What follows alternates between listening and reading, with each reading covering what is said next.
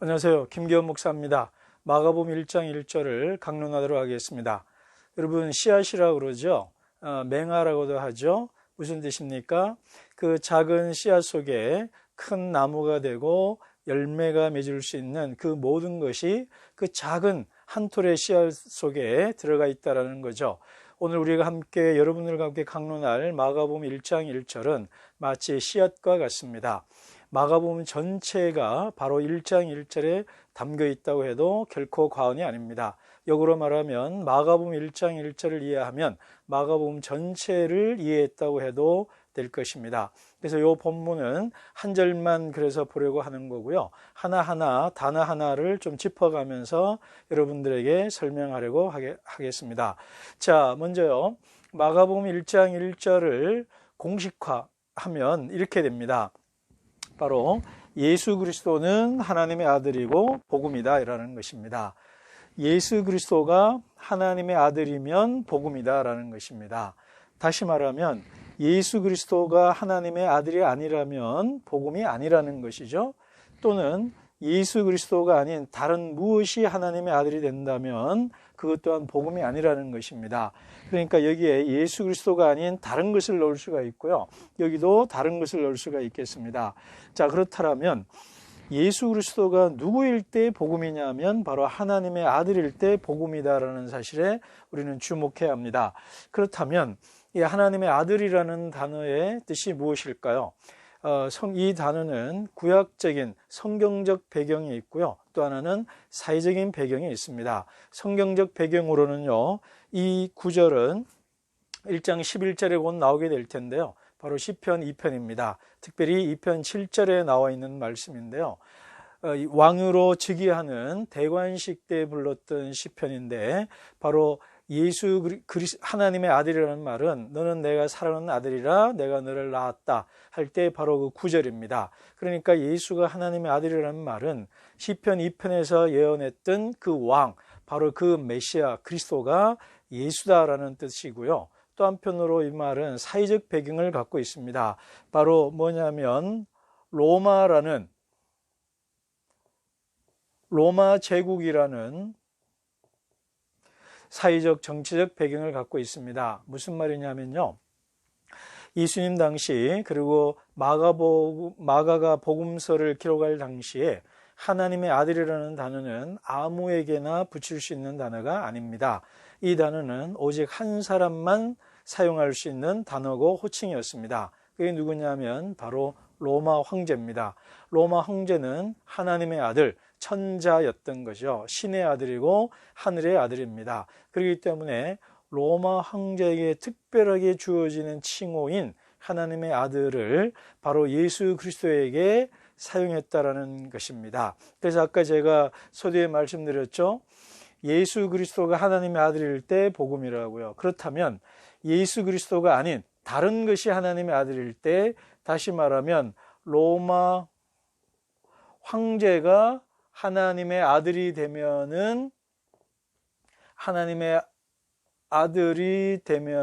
복음이 아니다라는 것입니다.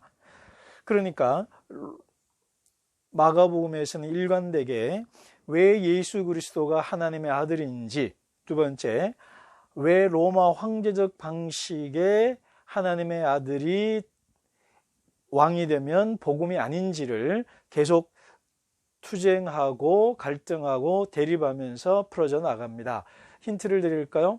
그 유명한 베드로의 신앙 고백도 바로 로마 황제적인 지배하고 군림하고 통치하고 조종하고 폭력을 사용하는 로마 황제적 방식의 하나님의 아들로서 예수 그리스도를 이해한 것과 오히려 십자가를 지고 자기를 희생하고 자기를 부인하고 타인을 구원하기 위하여 자기 희생적 삶을 사는, 한마디로 말하면 십자가의 길을 걷는 예수 그리스도가 하나님의 아들이야만 복음이다라는 것입니다.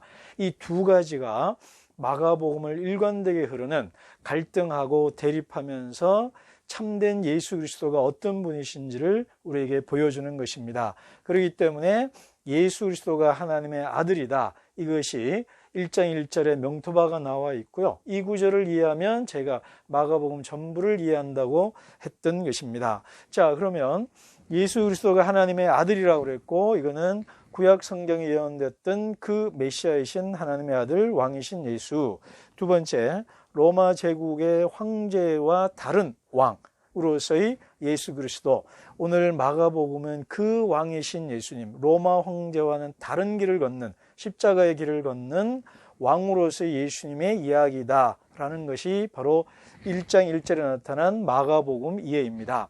자, 그런데 다음에 또 나오는 것이 이 복음이라는 단어입니다. 복음이라는 단어는 또 하나님의 아들과 마찬가지로 성경적 배경과 사회적 배경이 있습니다. 이 복음이라는 말은 좋은 소식이라는 거죠. 헤럴드라는 겁니다. 그러니까 선포한다, 고지한다, 알린다 이런 뜻입니다. 성경적 배경으로는요. 근데 또 사회적 배경으로서의 이 유앙겔리온 복음이라는 말은 또 제국적인 정치적 맥락을 갖고 있습니다. 이 단어 역시 로마 황제만이 사용할 수 있는 겁니다. 무슨 말이냐면 로마 제국이 전쟁에서 승리했다든가 황제가 즉위했다든가 왕실에 왕자가 태어났다든가 하는 로마 황제 내에, 로마 제국 내에 좋은 소식이라고 하는 것들을 말할 때 쓰는 단어가 복음이었습니다. 그러니까 이 단어를 신약 성경은 의도적으로, 어쩌면 의도적으로 이 단어를 누구에게 붙였냐면 바로 예수 그리스도에게 사용했다라는 것입니다. 로마 황제가 알려주는 좋은 소식이라는 것이 사실상 사람들에게 좋은 소식이 아니고 슬픈 소식일 수 있고, 반면에 예수님이 하나님의 아들이라는 것만이 참된 복음이고 기쁜 소식이고 복된 소식이라는 것입니다. 그런데 오늘 1장 1절을 보시면요, 하나님의 아들 예수 그리스도, 그죠? 하나님의 아들이 예수 그리스도다 이 말이죠. 예수가 하나님의 아들이고 그것이 복음의 시작이라는데요. 헬라 원어로를 우리말로 하면 이렇게 두 가지 해석이 가능합니다. 예수 그리스도에 관한 복음의 시작이다, 이렇게 해석할 수 있고요. 예수 그리스도가 전한 복음의 시작이다, 이렇게 두 가지 해석이 가능합니다. 저는 이럴 때 둘 다 맞다고 봅니다. 다시 말하면 마가가 보기에, 마가가 입장에서 본다면 나는 지금 예수님에 관한 복음을 여러분들에게 설명하려고 한다, 쓰려고 한다, 이렇게 해석할 수가 있고요. 보다 예수님이 주체가 되고 주어가 된다면 예수님이 전한 복음을 나는 기록한다, 이런 두 가지 의미가 있습니다. 그렇기 때문에 우리가 보기에 학자들에게는 논쟁의 여지가 있겠지만 우리에게는 둘 다 받아들이면 뭐 그렇게 큰 무리가 없고요. 중요한 건 바로 이겁니다. 복음의 시작이, 자, 복음이 뭐냐면 사람이라는 겁니다. 또는 인격이라는 것입니다. 다시 말해서 예수 그리스도라는 한 사람, 한 인격, 한 존재가 우리에게 복된 소식이라는 것입니다. 이것이 우리에게 주는 메시지를요, 우리 동양고전과 비교해 보면 참 재미있습니다. 우리 논어의 시작은 학으로 시작합니다. 배울 학. 그리고 도덕경은 도자라는 단어로 시작을 합니다. 근데 마가는 예수 그리스도라는 한 사람으로 시작을 합니다.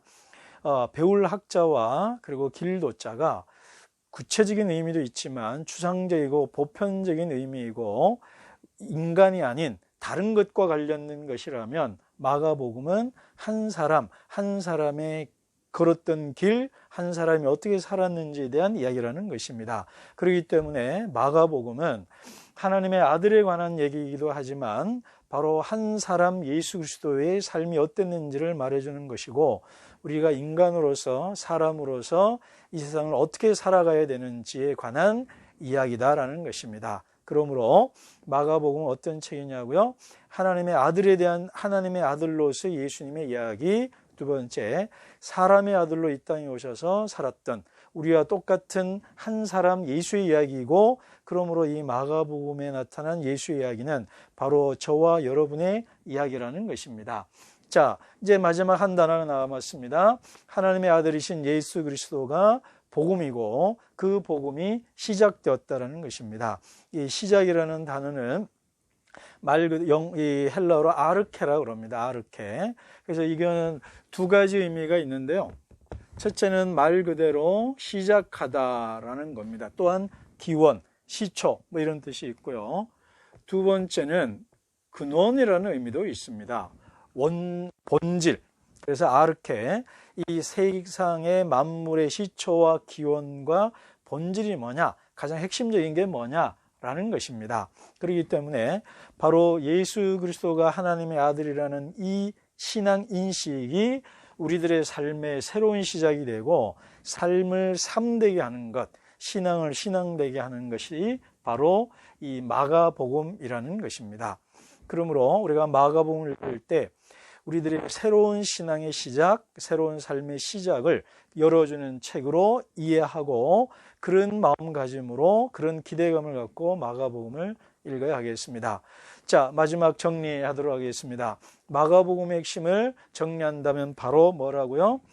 예수 그리스도가 주님이시다 이 말입니다. 하나님의 아들 또는 왕이라는 것입니다.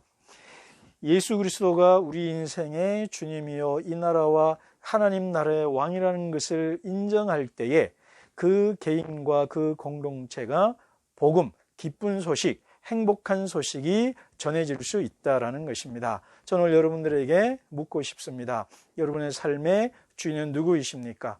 여러분의 있는 가정과 또 여러분이 살고 있는 직장과 공동체의 진정한 주인, 왕은 누구이십니까?